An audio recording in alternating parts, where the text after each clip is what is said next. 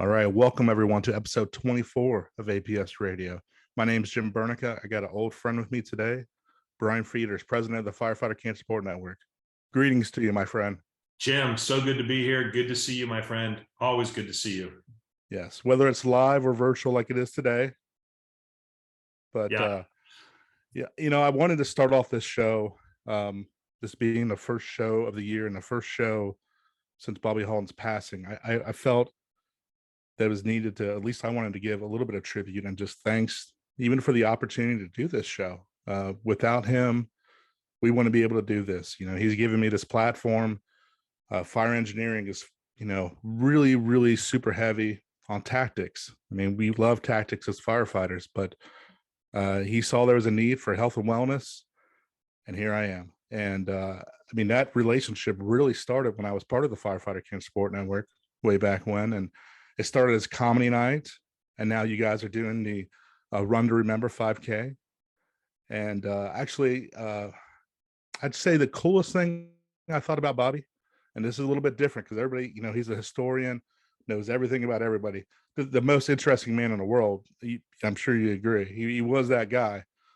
I loved listening to him talk about his old days, like the hippie Bobby Halton that nobody knows about, the Grateful Dead Bobby, the skateboarder. That's when I enjoyed the most.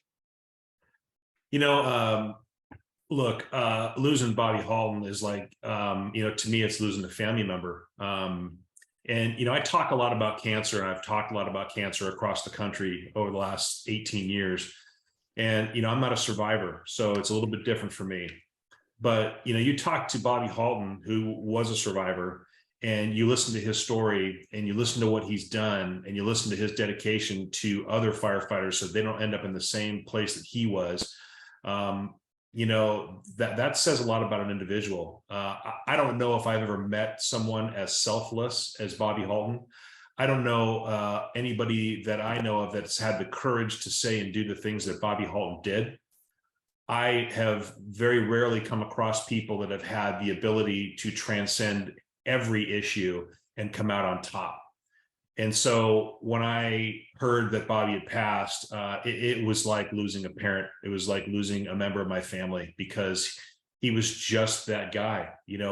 We had just texted back and forth. We were joking about, he sent me a couple of pictures and I sent him a few pictures of some firefighters doing stupid stuff, not wearing their SCBAs. One of whom is a pretty prominent figure in the fire service who's inside of a burnt out building with no good reason, without an SCBA on, and then posted pictures about it. So it's that kind of stuff that really frustrated him. It was that kind of stuff that frustrates me to this day.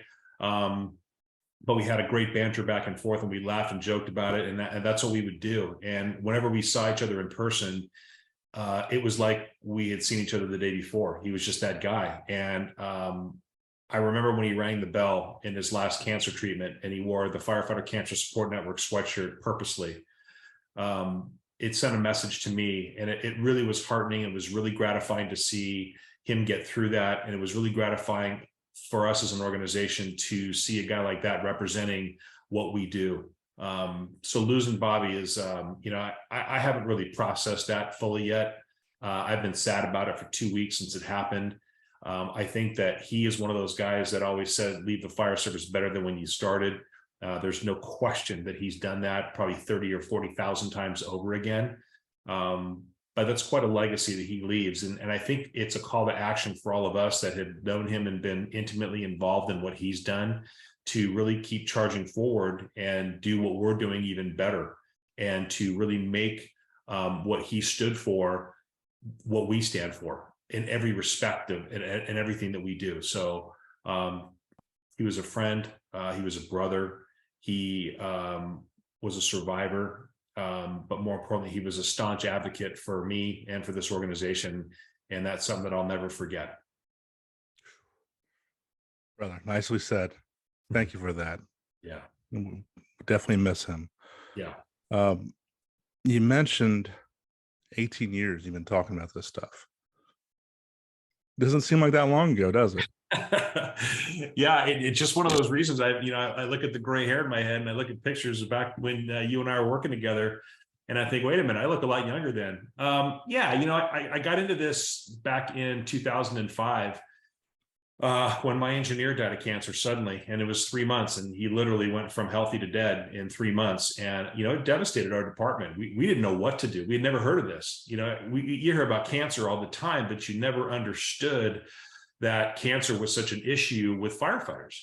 And it really caused us to take a real step back and go, wait a minute, what are we doing? And at Gary Saul's funeral, I met Mike Dubron, and Mike Dubron had just started thinking about putting together this organization that would allow firefighters that have had cancer to meet other firefighters that have cancer currently and kind of walk them through their journey, sort of a mentor. And it was interesting because, the conversation happened at his funeral. And we thought, well, that doesn't really help us now because Gary's gone, but our experience may be helpful to other departments that are going through this. So that was my original hook is, I would hate for other organizations and especially fire departments to have to go through what we just went through. What can we do to help facilitate that and navigate that process? And then I went to the first meeting with the original 4 board members of the FCSN and about 15 people, and I was hooked. And it was from that point forward that I became actively involved in everything that this organization did, because you could see a tangible difference of what we do. There's a lot of organizations out there that help, and credit to all of them. But for me, being able to watch the difference in someone's journey and have a significant impact on how they navigate perhaps the most terrorizing disease in the world was so incredibly satisfying and gratifying to me that you just wanted to do more. And I was surrounded by people that had that same attitude and that same mantra. And it has spawned since then to more than 350 people nationwide involved in our organization.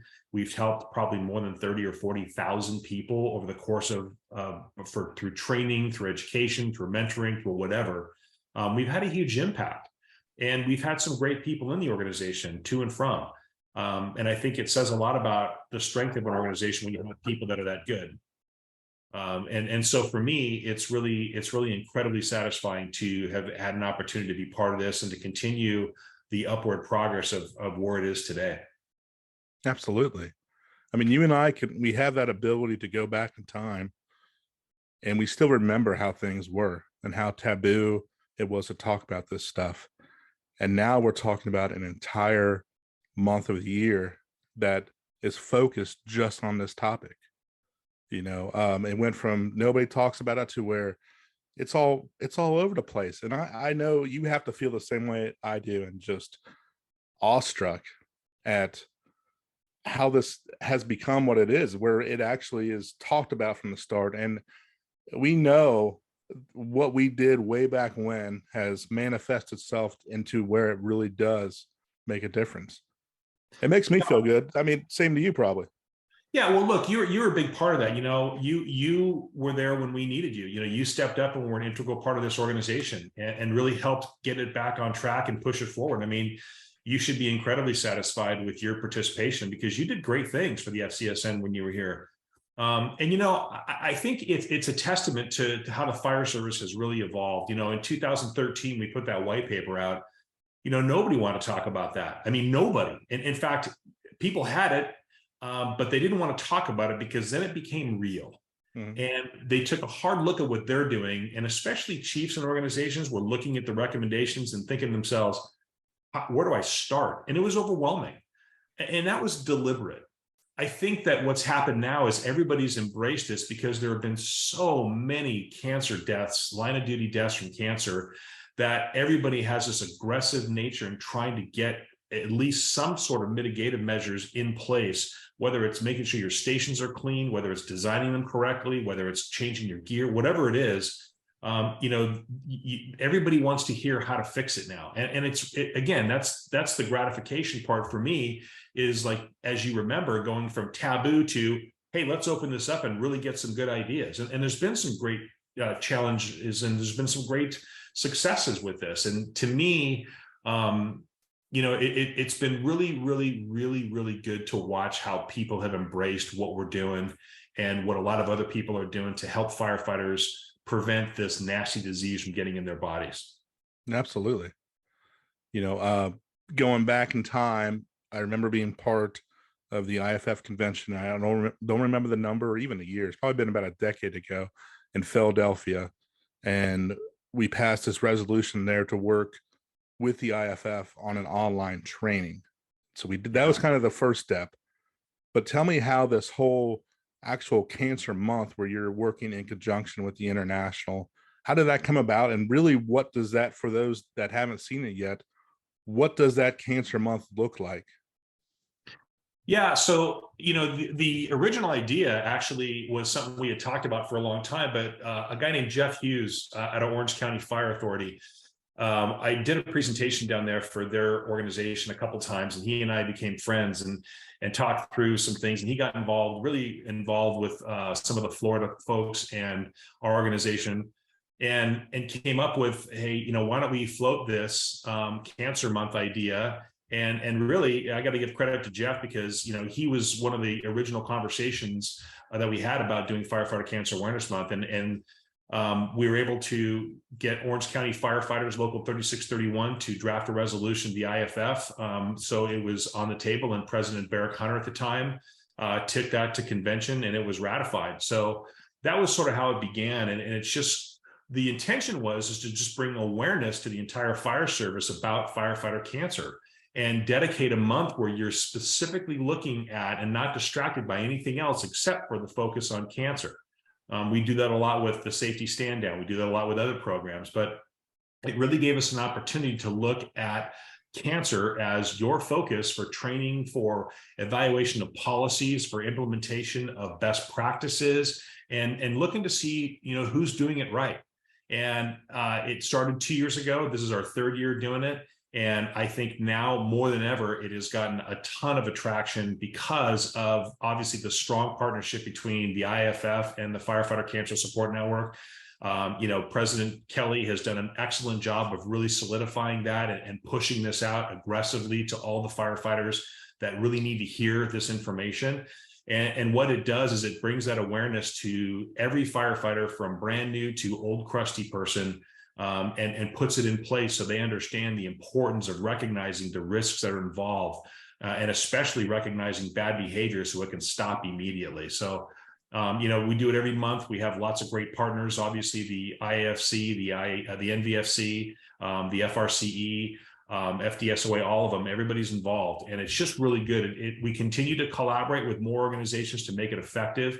But really, it's been a marvelous success, and we're looking forward to making it even better for next year. Now, you mentioned all those different organizations. I think it's important to note that, I know this is the IFF and FCSN, but nothing is stopping you from, whether you're a volunteer, part-time, from accessing that information. There's no paywall that says you can't look at this stuff. It's there, it's available, and feel free to look at that too. It's for all of us. It's for the fire service. That's right. And, and this has happened, and I know you're aware of this, because, the things that we created with that white paper, those 11 initiatives, those have been modified, changed, added to, some subtracted from, and put into someone's own words and context. And there were a few times where some of the large organizations came to us and said, hey, we're kind of stealing some of your stuff. Are you okay with that? I'm like, 100%. We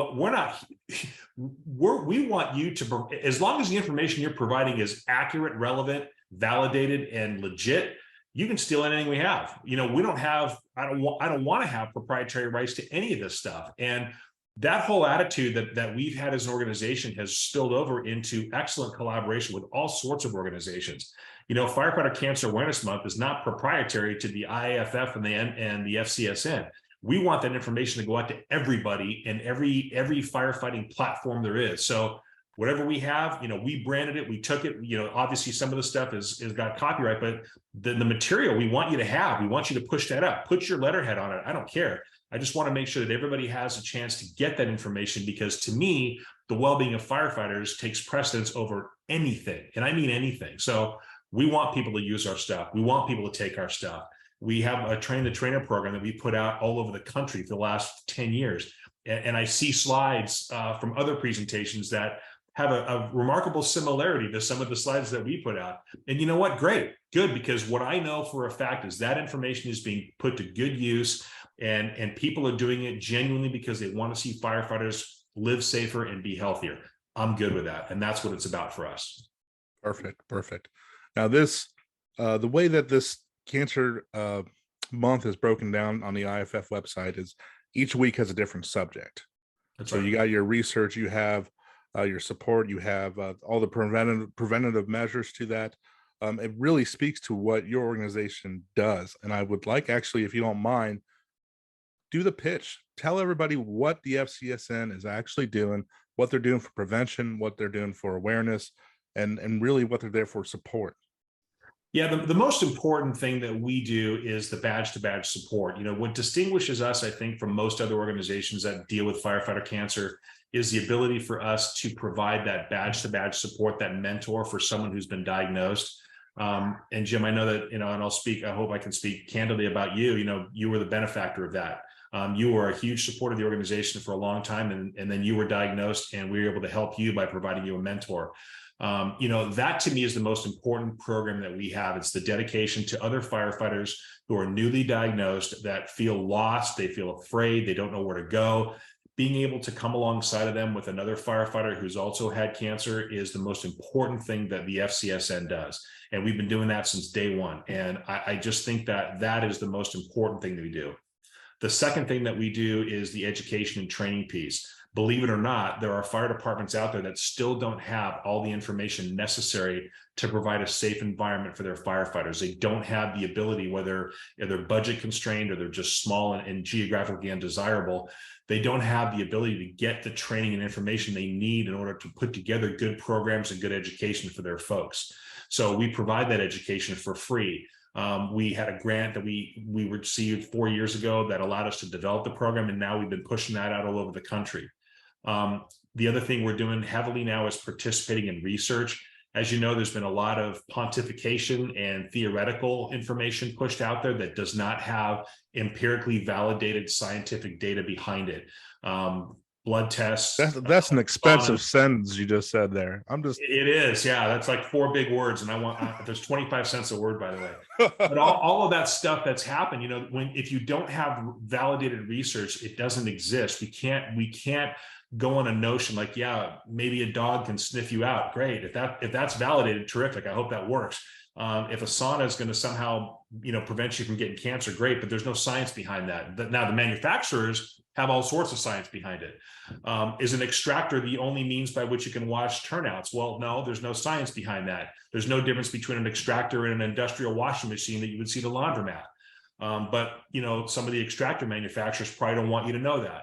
So there's a lot of things that, get out there that aren't validated, that aren't really legit. And so and this has been a really good program with Sarah Janke and her group with the Science Alliance, is we're taking that science and we're actually taking that information, translating it into a firehouse level understanding so that it can be applied to the practice of firefighters. So that Science Alliance, and we call it Science of the Station, has really been the portal by which all of the information about firefighting and cancer, whether it's equipment, whether it's procedures, whether it's testing, screening, et cetera, is being run through that alliance and determining whether it's valid or not for us to push out as legitimate to the firefighting community. So that way we're not being BS'd, or we're not being led down a path that may not necessarily be valid. So that's another thing that the FCSN is heavily involved in, is the research part of it, and really keeping track of the data and understanding the proximate causes between cancer and firefighting.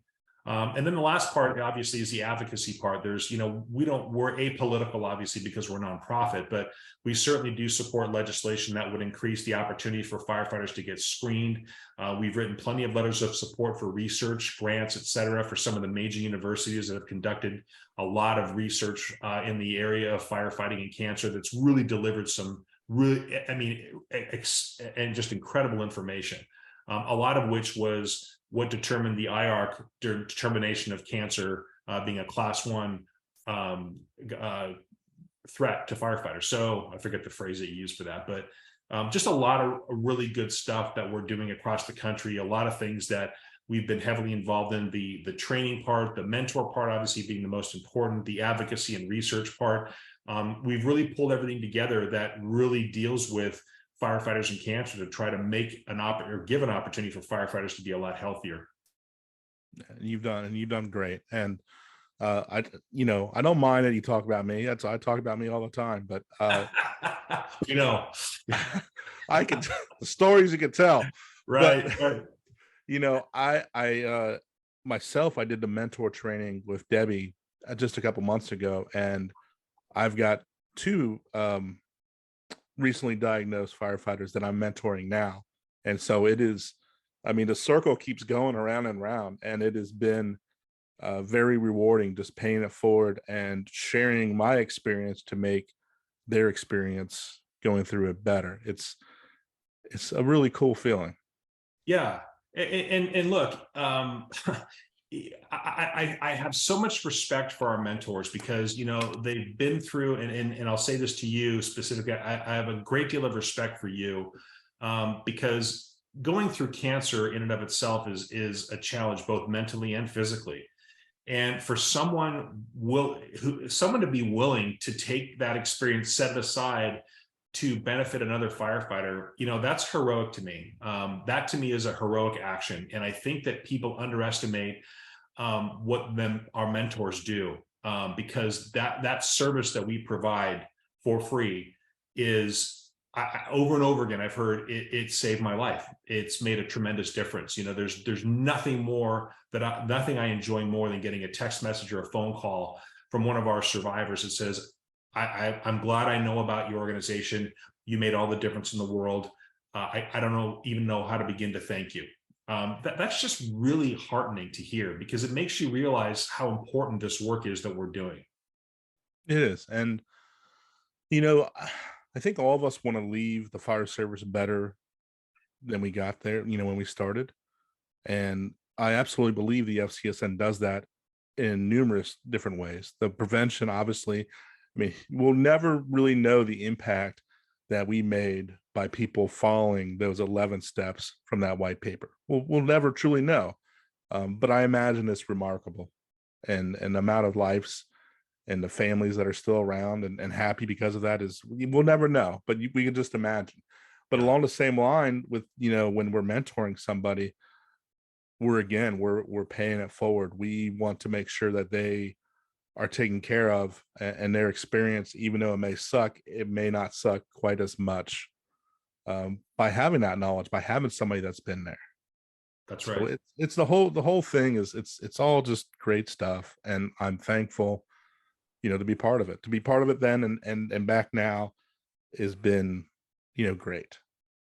Yeah, and again, it's a testament to who you are, and I'm not trying to, make you feel good about yourself. God knows I don't want to do that. No, But I do think, but I do think you said something that's really important there. It's like, paying it forward, having the opportunity to make a significant difference. I mean, we took an oath when we put that badge on our chest to do good for others. And firefighters are not in the business of asking for help. We're horrible at that. And it goes back to that whole invincible syndrome. But when a firefighter has a chance to help another firefighter, we drop everything and do that, and at our own personal expense a lot of times. And I just think that says a lot about the fire service. And here we go back to Bobby Halton. That's what he was about. That guy never slept. I mean, he never slept. That guy was always gooing around doing something. And, you get a guy like that who's leading the charge against so many things, not just cancer, but so many things in the fire service. And you just look and go, wow, there are people that actually care and are contributing to the well-being of others as their fundamental priority.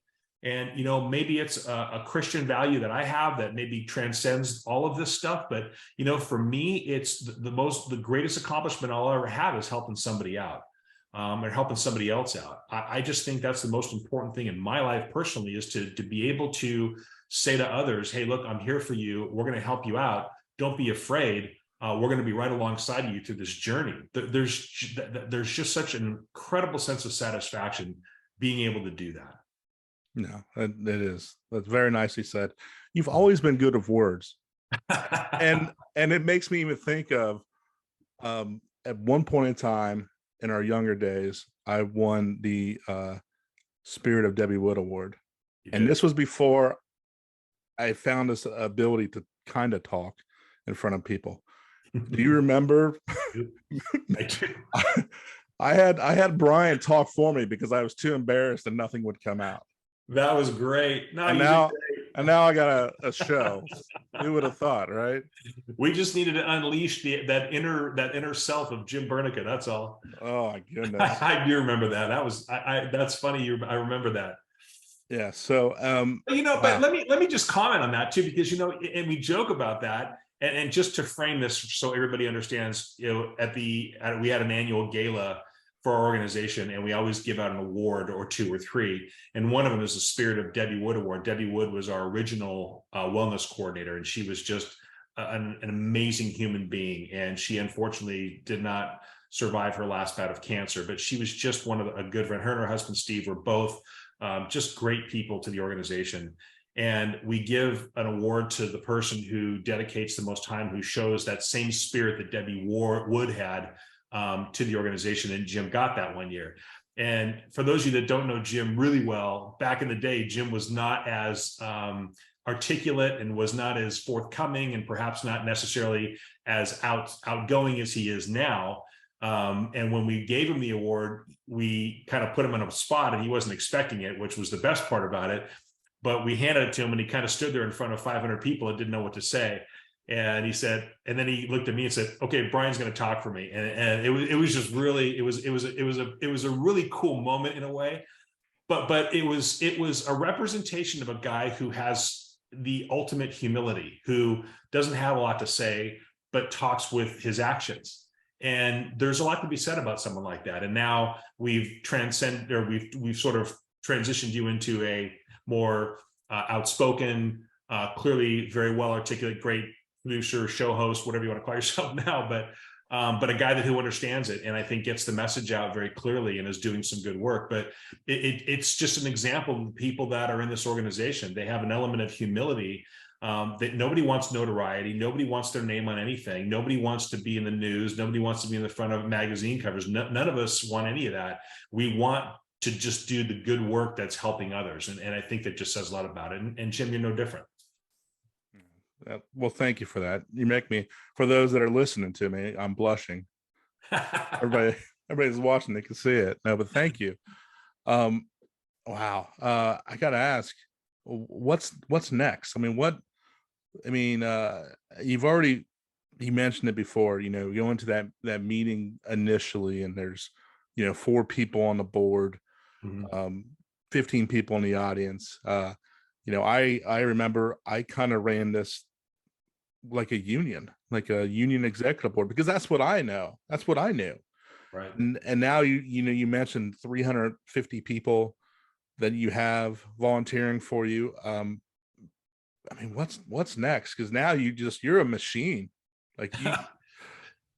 Well, the big thing is making sure we sustain the organization. One of the big changes we made last year is we actually assembled a true board of directors.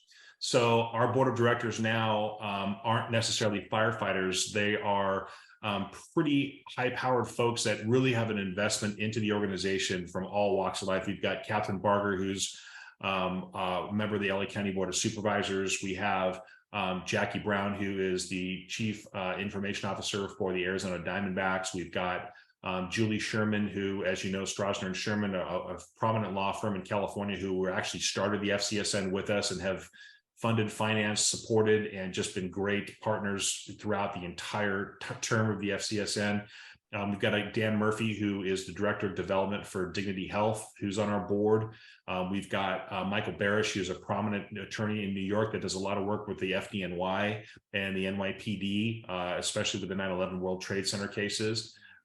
We've got just a wide array and diverse board of directors that's really helping us navigate through the next iteration of the organization. And part of that is, as you know, any large organization, the most challenging part of it is raising money and fundraising. And, I don't raise money well. I'm not a fundraiser. That's not my wheelhouse. I'm horrible at it. I always have been horrible. I'm not good at asking people for money for anything. we've been very fortunate to have some great partners along the way that have been able to help fund and sustain the organization.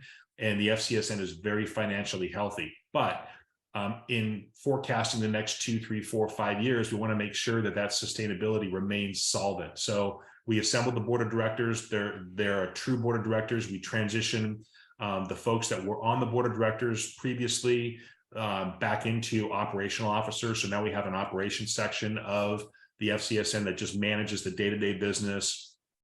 Lisa Raggio, who's our executive director, handles most of our business stuff and really operating like a true nonprofit business. So that was a big change last year. It's really worked out well. I think the next thing for us is really is just to continue the fight in every front that we can engage in. One of the things that I'm working on as a goal from mine for 2023 is developing a concierge program for firefighters for some of the teaching hospitals. There's been some cases where firefighters weren't able to get care in a reasonable amount of time, and that led to their demise, whether it was workers' comp or whatever it was. My vision is to be able to pick up the phone in a geographical region that has a firefighter that needs treatment immediately, that may not necessarily be a simple type of cancer, and I can get them into one of the facilities that can handle that complexity or that type of cancer for that firefighter without any delay, and have that VIP/concierge treatment for firefighters.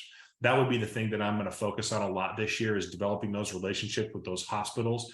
My goal is to get 10 this year, maybe 20 if I have a lot of good luck. And then moving forward, having a VIP concierge system that we can push firefighters into immediately when they're diagnosed. So it takes that ambiguous waiting period out of the equation, and they get the treatment they need immediately. Because there's just nothing more daunting than having to sit and wait and wait and wait, whether it's work comp nonsense, insurance nonsense, whatever it is. We want to try to circumvent that process so our firefighters are getting exactly what they need.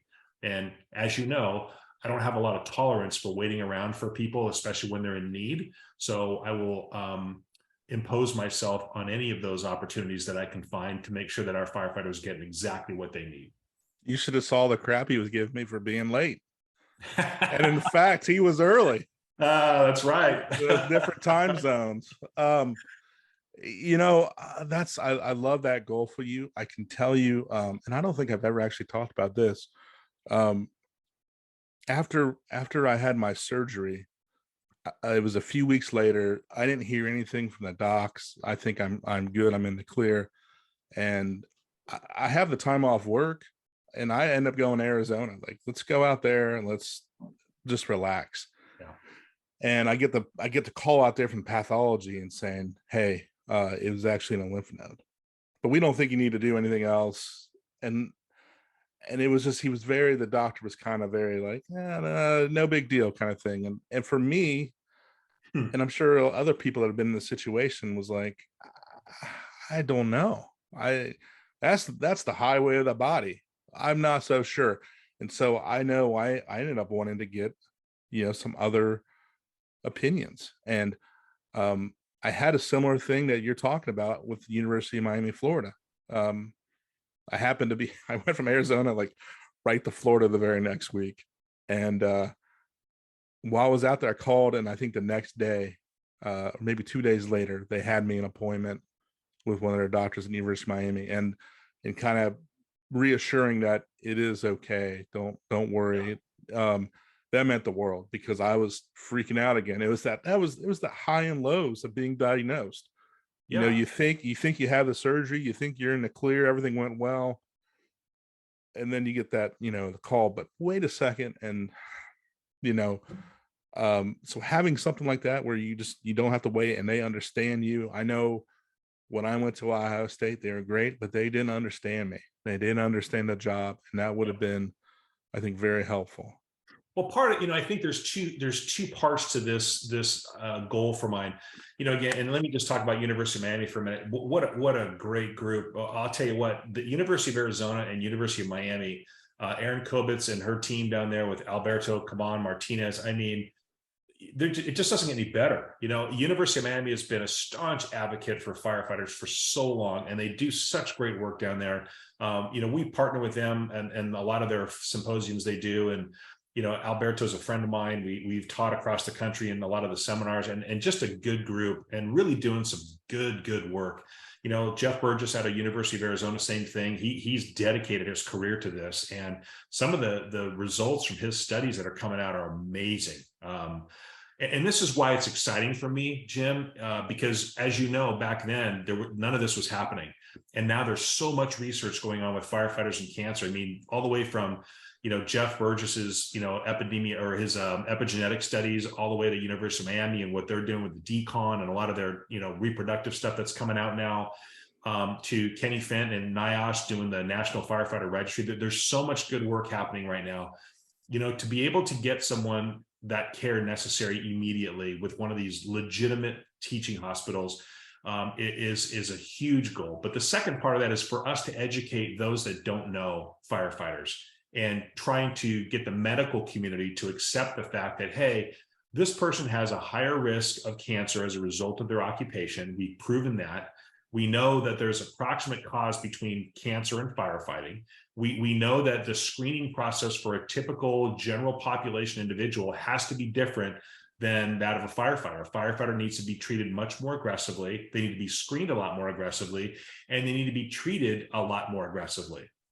So those are things that one of the things that I will encumber is that education piece. So we've educated the fire service, but I think the next iteration, which is where I intend on partnering with some of the aforementioned universities, is to educate the medical community, get to the medical schools, the oncology departments, and saying, hey, when you have a firefighter, this is what you should be looking for, because here's the statistically significant impact that it has on their types of cancer and their atypical presentation. So those are things that I really want to push forward and really try to get through in this upcoming year or two. I love the idea, Bryan. Yeah. I'm looking forward to what you pull off with that. Well, it's not me pulling it off. Your I've team. said a lot. Yeah, I've said a lot. I hope I haven't used the word because I am literally just the person that does these things and talks.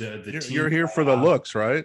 Right, and the hair. I have an incredible group of people that I work with that do just amazing work all over the country, and you're part of that. So it's a collaborative effort that really it doesn't have borders, doesn't have barriers, it doesn't have organizational restrictions. It truly is a united front against cancer in the fire service. And I think it's just important to recognize all of those that are on the FCSN team, the Florida team, the Arizona team, the Ohio team, and all the teams around the country that are doing great work for firefighters. Perfect. I get to see you twice coming up. First time is in March, kind of near the Cincinnati area. Yep. And I forget the dates. And then I've got you coming to my conference, the Brothers Helping Brothers conference in October. And you're kicking that thing off.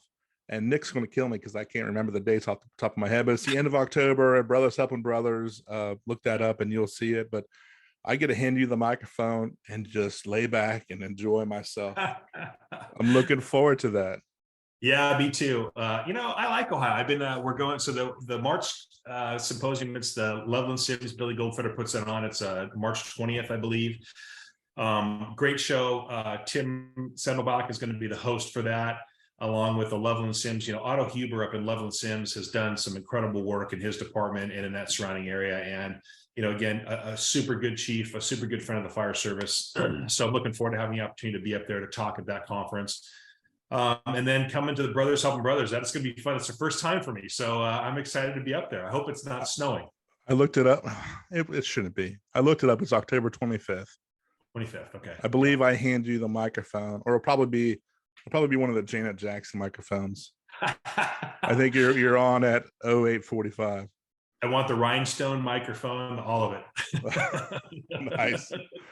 So, hey, I've enjoyed myself today. I hope our listeners and viewers have as well.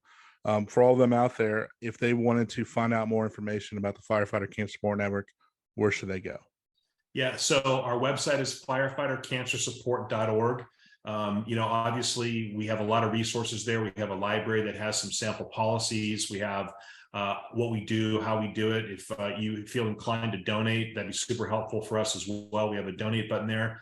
If you need help, more importantly, there's a red button on that website, on every page of that website, that you just click that and you click on where you're at, and it will get you directly to our state director, to our wellness coordinator, and to me. So I'm happy to leave my information. I know, Jim, if you want to pass that on, as you know, if you get diagnosed and you have no alternatives and you can't get a hold of anybody, you call me directly, because there's a 99% chance I'm going to answer my phone. So we're here for you. We're grateful to have the opportunity to talk with you, Jim, obviously a longtime friend and a huge advocate for health and safety in the fire service. What a privilege it was for me to be here today, and I'm looking forward to seeing you real soon. Yeah, thank you, Bryan. Me too. For everybody out there, I'll put Bryan's information in the notes. I'll include I did a web show with, it's probably been a year ago now, with Debbie Pike, the wellness coordinator. So I'll put that in there, and then also the link for the IFF Cancer Awareness Month. So awesome. With all that being said, he's Bryan Frieder, and I'm Jim Burneka, and we are out of time. Until next time, take care. Thank you. So long, everybody. Thanks.